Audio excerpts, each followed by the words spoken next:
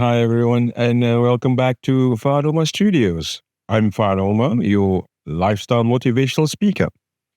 Here today, we basically in our channel, we explore how our surroundings and our actions can help build a more inclusive and a compassionate society.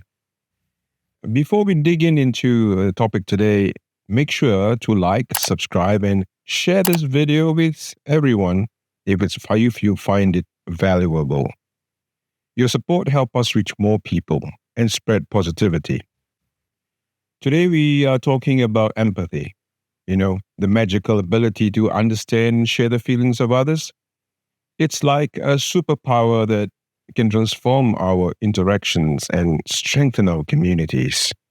Now, first off, I have to admit, I'm not perfect at this. There are times when I personally mess up. Just recently, I completely misread my friend's excitement about his new job, as it's very stressful for him. I ended up giving him a pep talk about managing anxiety. He looked at me and said, "Hey, Fard, I'm just happy." Oops. I thought he was stressed. But hey, I'm constantly trying to be the best at being empathetic. Now let's start with the first point. The first factor in our emphatic abilities, active listening. This means that we need to tune in without interrupting. Imagine your friend is talking about their bad day, and instead of planning your grocery list in your head, you're actually listening. It's not crazy, isn't it? Now, as an example, one time my wife was telling me about her day, and I was too engrossed in my phone. She called me out, and rightfully so. Basically, lesson learned. Phones down, ears open. Now, you picture this. Your co-worker is late to a meeting again, and instead of thinking, why can't they just be on time?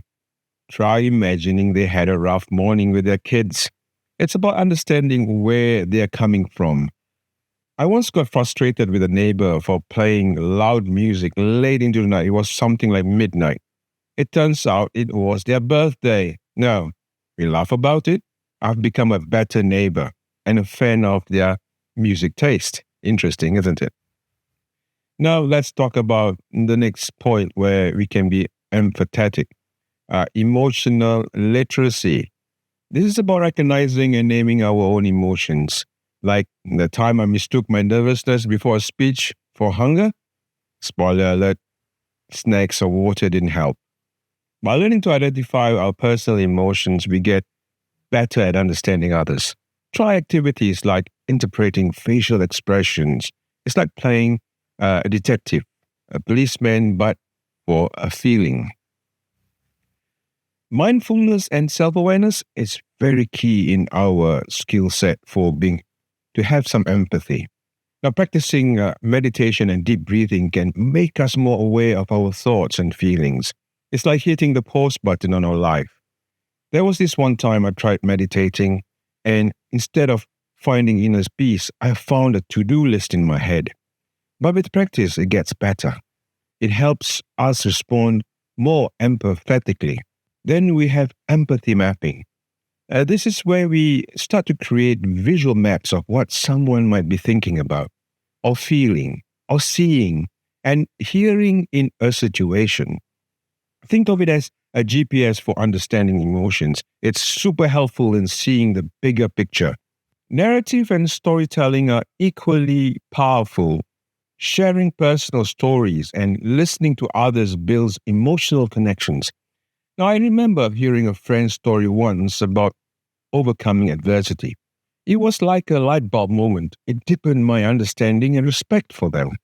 Keeping an empathy journal can also be eye-opening. Reflecting on our daily interactions helps us identify where we excel and where we need improvement.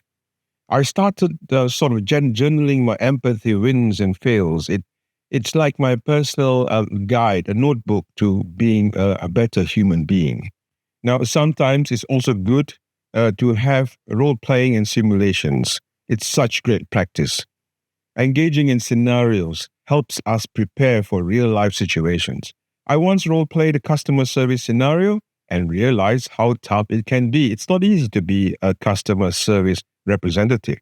It gave me a newfound respect for those in the service industry. Now, finally, feedback and reflection. Always get feedback for your actions. Constructive feedback helps us see the impact of our own actions. Reflecting on our experiences helps us to grow. I've learned that feedback, even though sometimes it's tough to hear, it hurts us, it is invaluable. Empathy isn't a finite resource, it's a skill we can all develop. As we strive to understand and share the feelings of others, we pave the way for a more compassionate and inclusive world. Let's commit to this particular journey of finding empathy in ourselves, transform our interactions, and enriching our lives and lives of those around us. Now, thank you so much for watching. Remember, like, subscribe, and share this video to spread some positive message of empathy and inclusion. Together, we can make a difference. Until the next time, I hope to see you again in another session where we talk about life in general. Have a great day, everyone. Stay safe.